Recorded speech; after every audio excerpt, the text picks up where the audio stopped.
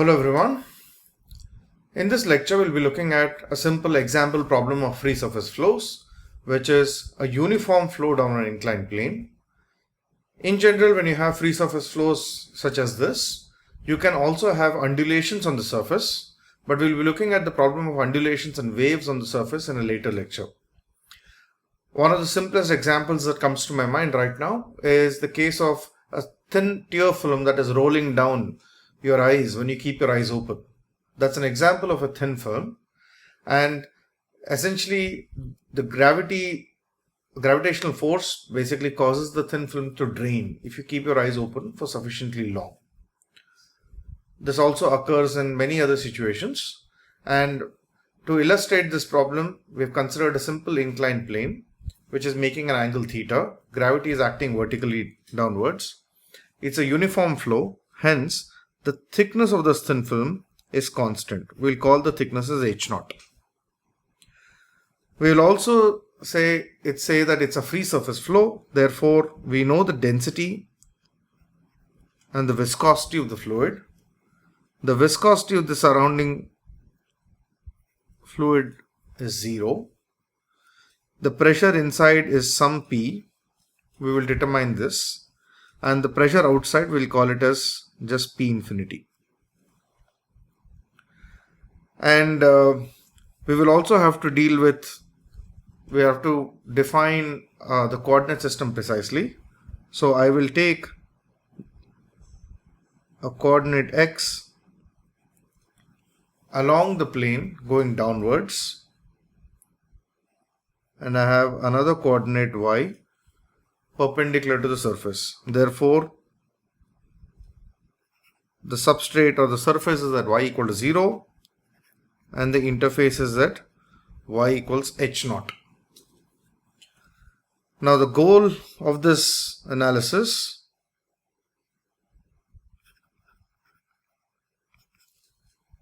is to primarily derive the velocity profile. Obtaining the velocity profile is our goal. We'll make a few assumptions here.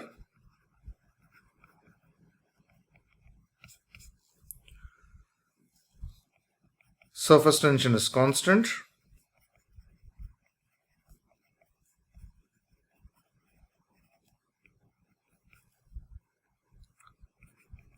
Flow is steady. It's also fully developed. And 3,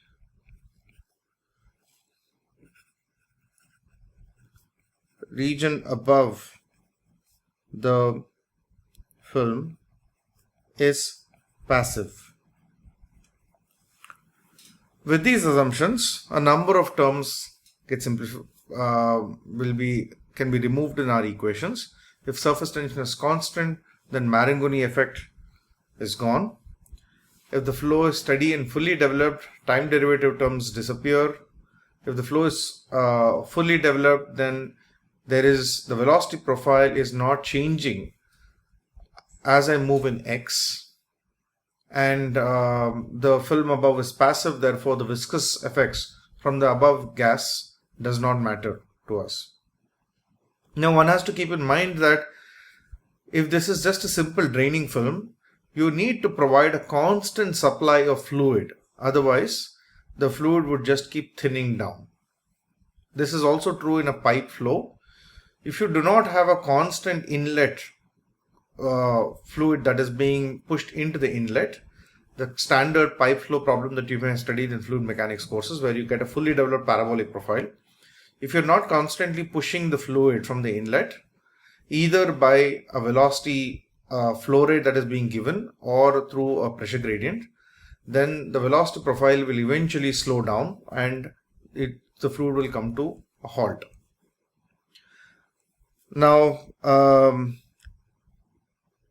another important assumption that we are making is, this is again connected to the fully developed condition, is that the thickness of the liquid film is constant. It is not changing in space, it's not changing in time. To make the analysis a little quicker, I've already written down the governing equations. So here are all the governing equations, and these are just borrowed from our previous lecture. So we have the continuity equation here, and we have the x momentum and the y momentum equation. But before we proceed with these equations and simplify these equations, let's look at what are the boundary conditions that would be relevant. Now let's write down the easy boundary conditions. So the first one is, we know that here we have on the surface we have no slip and no penetration conditions, and on the interface we have interface jump conditions. We will use these conditions to obtain the velocity profile. Let's start by looking at the equations. Now this is a fully developed flow, which means that the velocity is not changing in x. So therefore I can straight away say that this is 0. You can also say that's because u is only a function of y. It's not a function of time, it's not a function of x. And this immediately gives me the result that del v by del y is 0, and hence v is constant. V is not varying in x, it is also not varying in y. But we also know at y equal to 0, we have the no penetration condition. V equal to 0 implies v equal to 0 everywhere. Remember, v is basically along the coordinate axis is along the inclined plane and perpendicular to the inclined plane.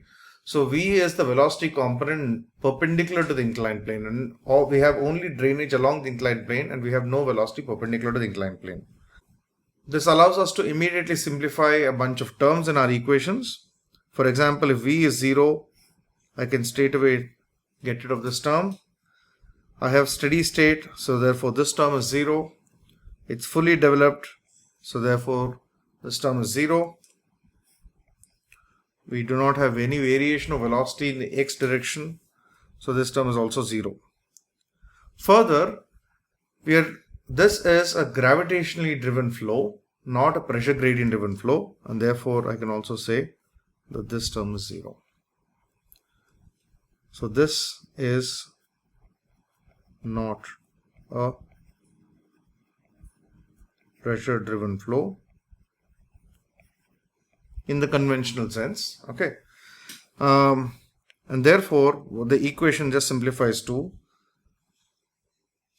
mu del square u by del y square plus rho times gx is 0. We'll return to this equation in a bit. And finally, if you look at the vertical component of the momentum equation, all these terms are 0. These terms are as well 0. And what we finally have is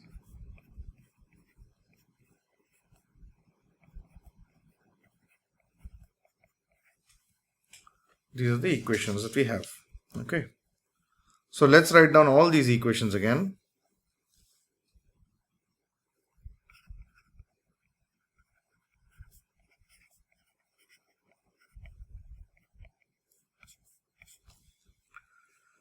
We have kinematic viscosity nu times del square u by del y square plus gx is 0, and then I have 1 by rho del p by del y plus gy is 0. These are the two equations that I have. I have two unknowns, velocity u and pressure p. So I have two equations. Let's look at the boundary conditions.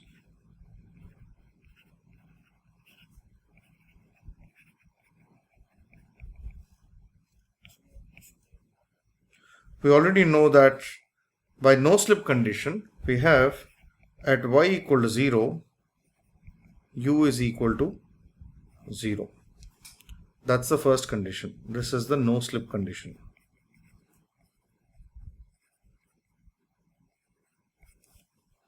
Right?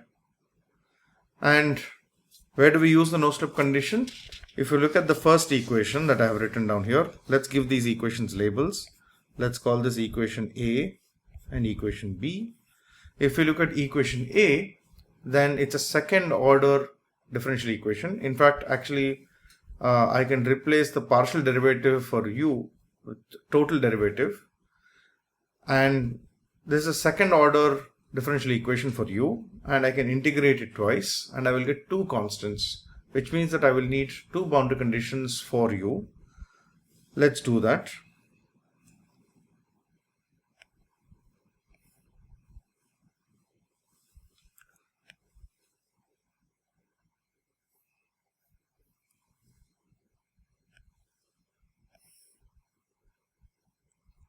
I'm creating some space here, Ghanshyam. Just remove this.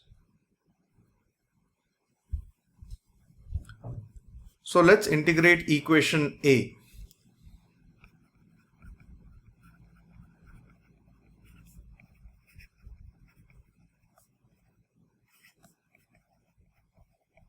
Twice. If I integrate it first time, I would be getting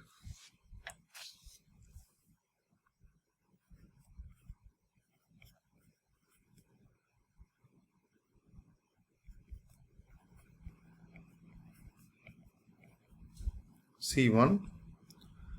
Then I would integrate again.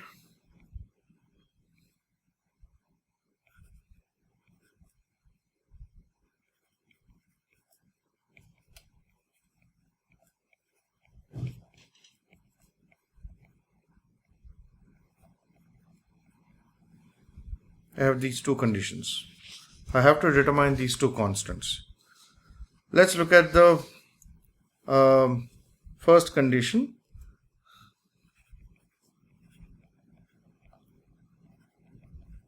Zero, and therefore I have the left hand side is 0, the right hand side is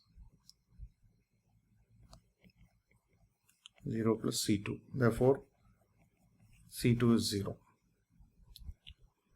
Now I can do the same thing for integrating equation B. What do I have when I integrate equation B? I can rewrite this equation B as del P by del Y is rho times gy, and if I integrate this, I get P, which is a function of y, will be rho times gy times y plus a constant, which we'll call it as C3. And we also know the next condition that we have to now look at interface conditions to get C1 and C3. So let's highlight them.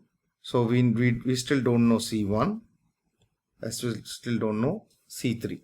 So now we need interface conditions.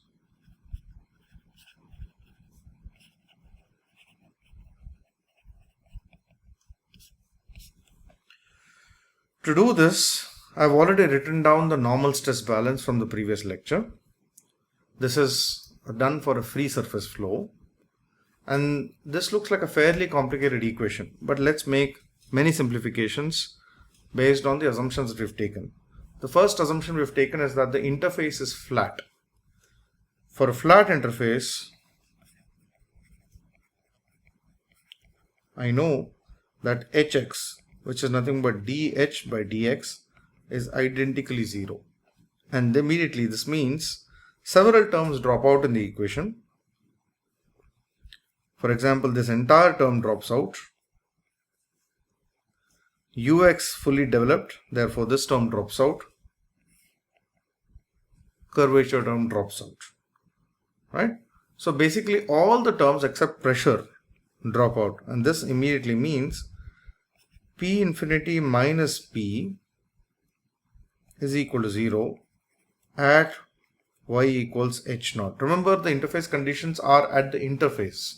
which is at a distance of y equals h naught, and therefore it means that the interface P at y equals h naught is P infinity.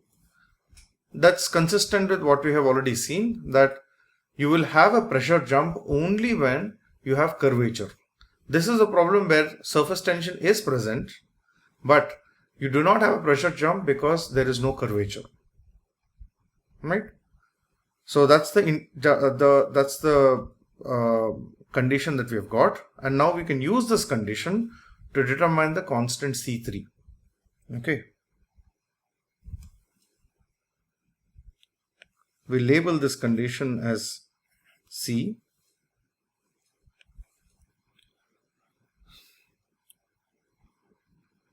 So since P is equal to P infinity at y equals h naught, we have P infinity will be rho g y, that's the y component of gravity, times h naught plus C3, and this gives me C3 will be P infinity minus rho gy times h naught. So now I have basically got the constant C3, and now I can basically get the pressure profile everywhere by saying that the pressure as a function of y will be P infinity plus rho gy times y minus h naught.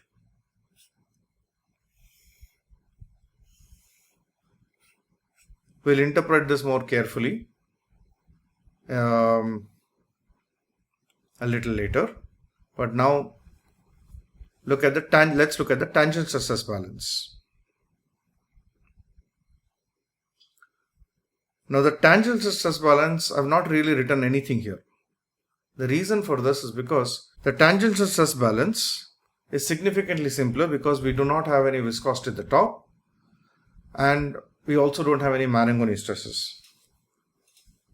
Significantly simplifying these equations, we can cancel out this term because there is no vertical velocity. Hx is 0, and these terms are again 0, both because of fully developed condition as well as Hx being constant. And this simply simplifies to uy is equal to 0. Or in other words, del u by del y at y equals h naught is 0. That's the condition that I get from the tangent stress balance.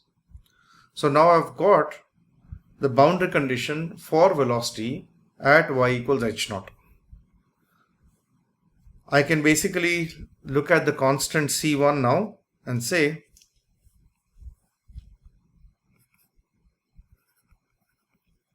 that determining the constant C1, it says at y equals h naught, we have del u by del y at y equals h naught is 0, and this immediately means viscosity times 0, that's the constant on the right hand side, plus gx times h naught is simply C1. Therefore C1 is simply gx times h naught. Therefore the velocity profile that I now have, what is the velocity profile that I have here? If you substitute everything, you get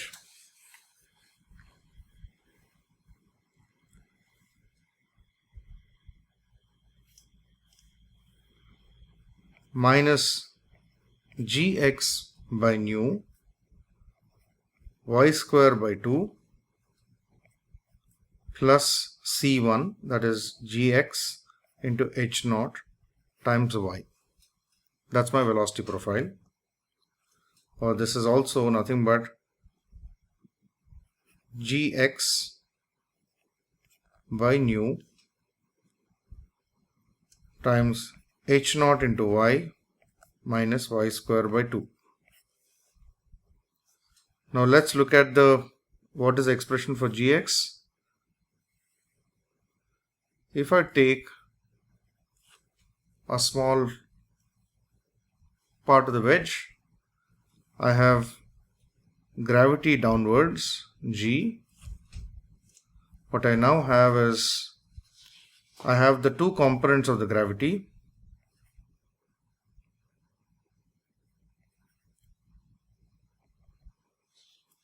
This is gy, this is gx, and gx is g sine theta and gy is minus g cos theta. Therefore, I have the velocity profile u of y is nothing but g sine theta by nu h naught into y minus y square by 2. So if I have to draw this velocity profile in this problem, then I have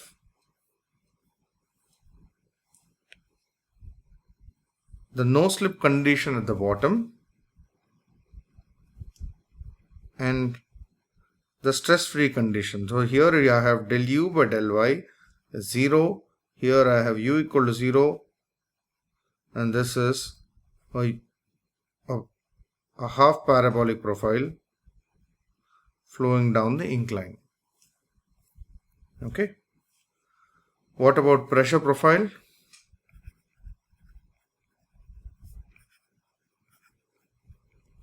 The pressure profile will be P infinity plus rho g cos theta times h naught minus y.